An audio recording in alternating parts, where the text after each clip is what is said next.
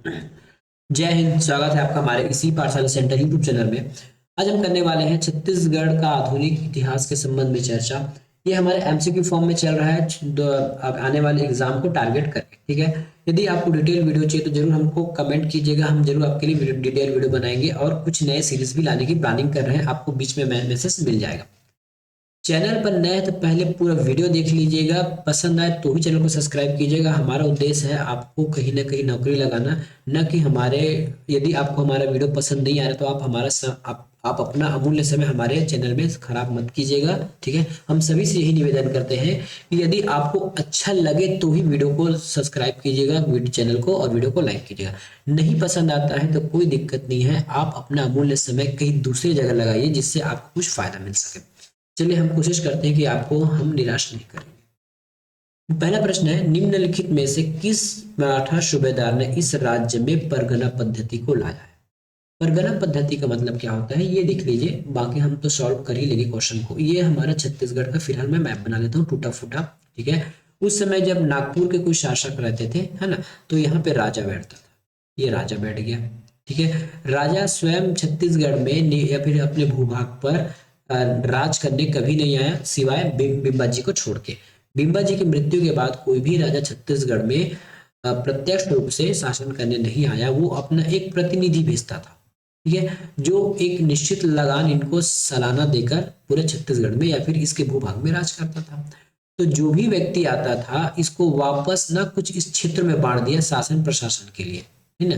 जैसे यदि हम बात करें तो एक सीएम है और पूरे राज्य को जिलों में बांट दिया गया है और वहां कलेक्टर बैठा दिया गया है। उसी प्रकार ये जो सूबेदार था, जो इसका प्रशासनिक अधिकारी होता था, ठीक है, ये क्या किया, इसको पूरे परगना में बांट दिया, एक एक परगना में। जैसे हम अभी जिसको जिला बोलते हैं उसको परगना कहते हैं। तो जो सूबेदार थे इस अपने पूरे भूभाग को परगना में बांट दिया, और कितने परगना में, 27 परगने में बांट दिया। और इस परगने के जो मुखिया को कहा गया कमाविसदार।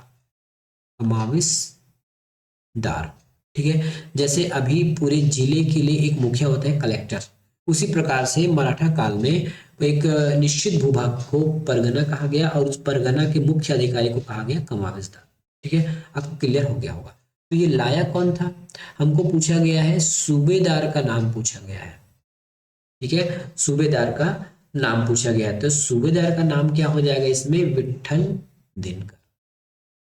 ठीक है, अब प्रश्न ये उठता है, कभी कभी प्रश्न घुमा के पूछ दिया तब कैसे करोगे कि किस राजा के कार्यकाल में सबसे पहले परगना पद्धति आया, तो उसको आपको याद रखना है, वो थे हमारे वेंको जी।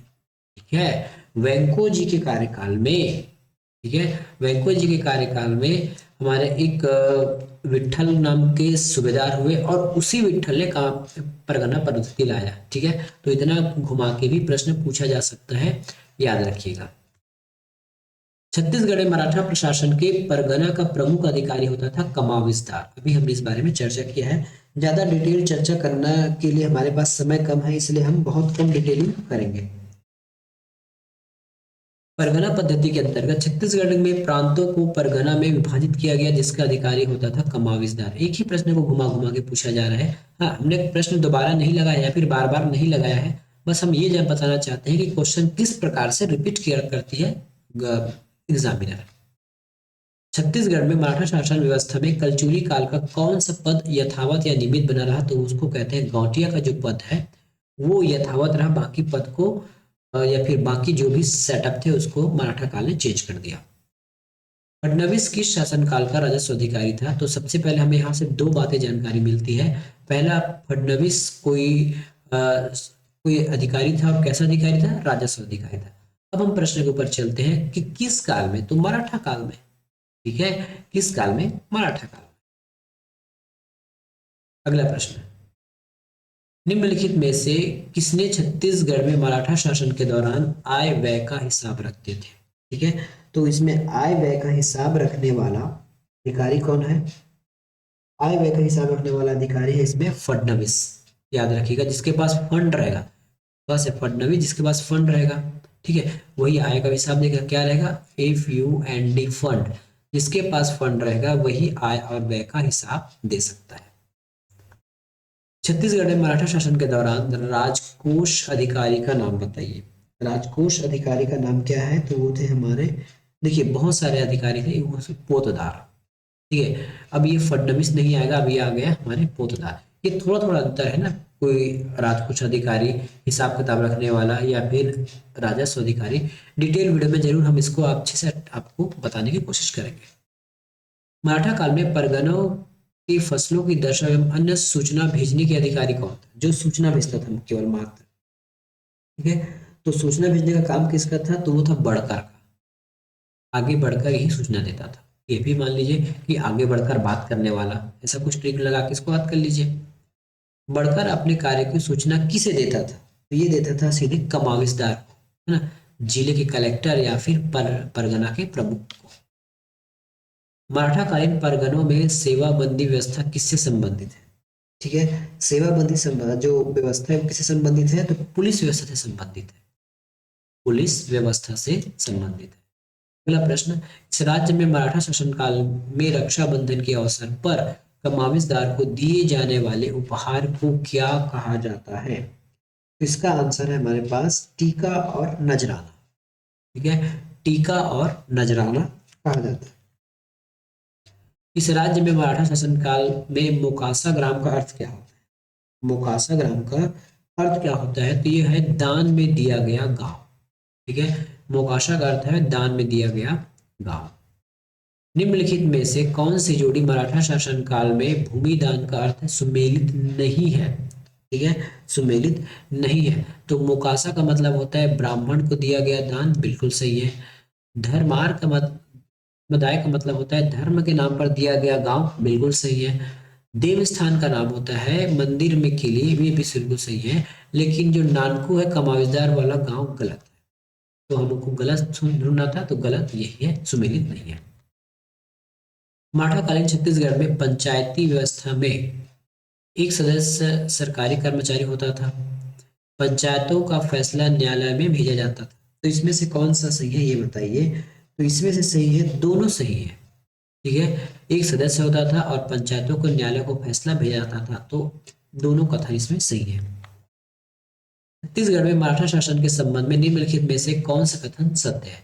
मराठों ने कलचुरियों की प्रशासनिक व्यवस्था को जारी रखा। कौन सा सही है? मतलब एक ही सही होगा। मराठों ने छत्तीसगढ़ का खालसा क्षेत्र प्रशासकीय नियंत्रण किया। मराठों ने भू राजस्व को टसाला बंदोबस्त लागू किया। मराठों ने छत्तीसगढ़ का प्रशासन कलचुरियों राजाओं को वापस सौंप दिया। मराठों ने छत्तीसगढ़ में इजेदारी प्रथा को लागू किया। तो इजेदारी प्रथा को तो लागू नहीं किया था, तो ये इस प्रकार से ये तो हमारा गलत है। और कौन कौन से गलत है इसको देखते जाइए। ठीक है, हमारे पास जो सही है बस उसी को बताना है। तो मराठाओं ने वापस नहीं सौंपा, ये भी गलत है। कभी भी टसला बंदोबस्त नहीं लाया, ठीक है, हमको सही बताना, तो ये भी गलत है। कलचुरी प्रशासनिक व्यवस्था को जारी रखा, गलत, उसमें चेंज कर दिया बहुत सारा, है ना। तो खालसा क्षेत्र पर प्रशासकीय नियंत्रण था, ये बिल्कुल सही है। निम्नलिखित में से कौन सा जोड़ी मराठा कालीन छत्तीसगढ़ के परगने का अधिकारी से संबंध सुमेलित है? ठीक है, जो सुमेलित है उसी को बताना है। तो इसमें जो सुमेलित है वो है हमारे कमाविसदार नागरिक, सैनिक और वित्तीय दायित्व का निर्वहन करता था। बढ़कर परगने का आय व्यय नहीं रखता था, ये सूचना देता था। बरार पांडे परगने का लेखा नहीं रखता था, जबकि खेतों में घूम घूम कर उसका हिसाब किताब या फिर उसकी कितना गणना करना है, कितना टैक्स देना है, इसका काम था।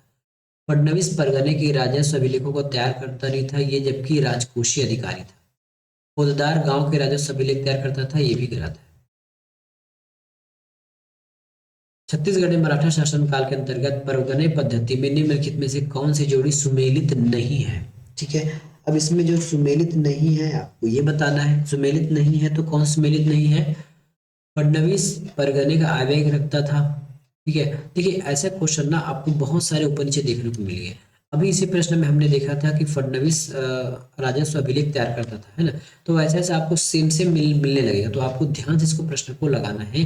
इसमें सुमेलित नहीं है केवल ये, मरार पांडे सरकारी संपत्ति की सुरक्षा करता था, ये बस सुमेलित नहीं है, बाकी सुमेलित है। कमाविसदार कौन होता था?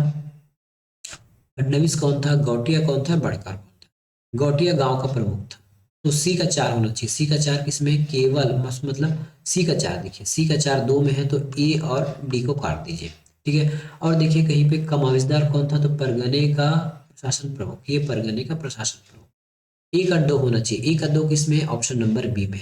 तो सी भी कट गया। इस प्रकार से ऑप्शन नंबर बी हमारा बिल्कुल सही उत्तर होगा, ठीक है। तो ऐसा आपको ट्रिक लगा के सॉल्व करना है। मराठा काल में सेवई क्या था, मराठा काल में सेवई क्या था, तो मराठा काल में जो सेवई है एक प्रकार का अर्थदंड या फिर जुर्माना था, ठीक है। अर्थदंड या फिर जुर्माना था। बाकी डिटेल क्लास में जरूर हम पूरे टैक्स के बारे में चर्चा करेंगे। ब्रिटिश नियंत्रण काल में छत्तीसगढ़ के जमींदारी के लिए कौन सा कर लिया जाता था, जमींदारी के लिए कौन सा कर लिया जाता था, तो जमींदारी के लिए था हमारे पास टकोली। निम्नलिखित में से कौन सी जोड़ी छत्तीसगढ़ मराठा कालीन कर और उसका सही अर्थ नहीं बताता है, तो कौन सा कर है जो नहीं बताता है, टकोली तो वार्षिक नजराना बिल्कुल सही है।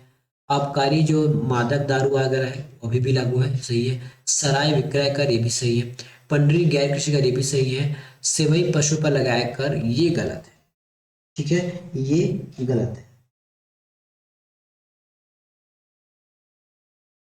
निम्नलिखित में से कौन सी जोड़ी सुमेलित नहीं है, ये बताना है। जो सुमेलित नहीं है उस पर हम चर्चा करेंगे, ठीक है।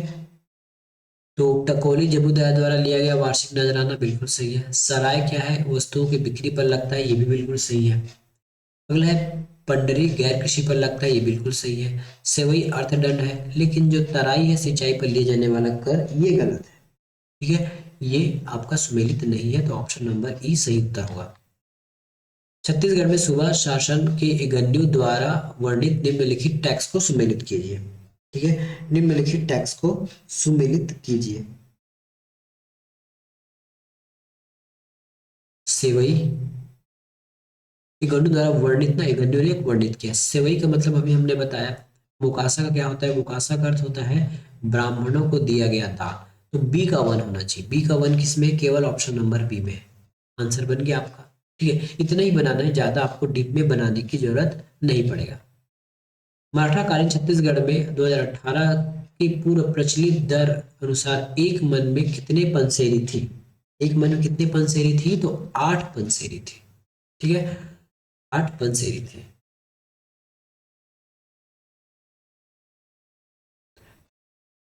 मराठा कालीन छत्तीसगढ़ में एक मन तौल का वजन कितना होता था। एक ही प्रश्न को और घुमा के आपको पूछा गया है, ठीक है। तो ये भी 8 पंसेरी होगा।